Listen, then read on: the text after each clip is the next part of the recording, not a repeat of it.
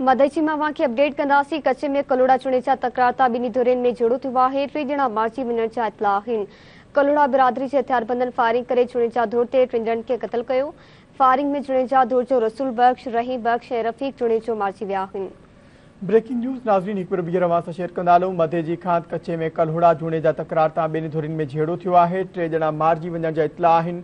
कलोड़ा बिरादरी जे हथियारबंदनि फायरिंग करे जूणे जा धुर ते 3 ॼणनि खे क़तल करे छॾियो आहे। फायरिंग में जूणे जा धुर जो रसूल बख्श, रहीम बख्श ऐं रफ़ीक जूणे जो मारिजी विया आहिनि।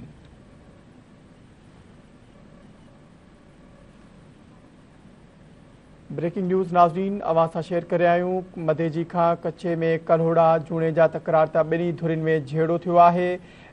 3 ॼणा मारिजी विया आहिनि। कलोड़ा बिरादरी जे हथियारबंदनि फायरिंग करे जूणे जा धुर ते 3 ॼणनि खे मारे छॾियो आहे।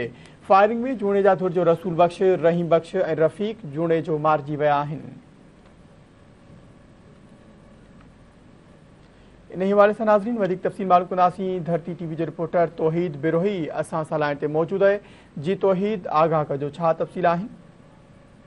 जी बिल्कुल, मधे जी जे कच्चे जे इलाइक़े जबल शेख थाने जद में हलंदड़ कलोड़ा जूणे जा तकरार तां ॿिन्ही धुरियुनि में अॼु जदीद हथियारनि सां फायरिंग थी आहे, जंहिंजे नतीजे में 3 ॼणा मारिजी विया आहिनि। फायरिंग जे नतीजे में गोलियूं जूणे जा धुर जो रसूल बख्श, वलद दिलावर, रहीम बख्श जूणे जो ऐं रफ़ीक जूणे जो मारिजी विया आहिनि, जिन जा लाश जेको आहे 2 कलाकनि बाद वारस पंहिंजी मदद पाण ते मधे जी अस्पताल आंदा विया आहिनि।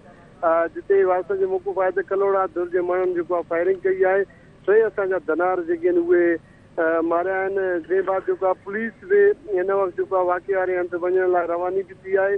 धुरियुनि में वक़्ते वक़्ते सां जेको आहे फायरिंग जो सिलसिलो पिणु हलंदड़ आहे। होॾां जेको आहे पुलिस नफ़री न हुजण जे करे पुलिस खे तमामु घणी तकलीफ़ पेश नज़र अची रही आहे। होॾां मारिजी वञण जे वारसनि तरफ़ां इहो वधीक ॿुधायो वियो आहे त असांजा 60 खां मथे जेको आहे चौपायो मुआल पिणु फुर थी विया आहिनि। होॾां मधे जी मां लाश पोस्टमार्टम बाद वारस अबाणे ॻोठ खणाए वञी रहिया आहिनि। होॾां जेको आहे धुरियुनि में वधीक खूनरेज़ी जो पिणु ख़दशो आहे। जी, वॾी महिरबानी आगाह करण लाइ।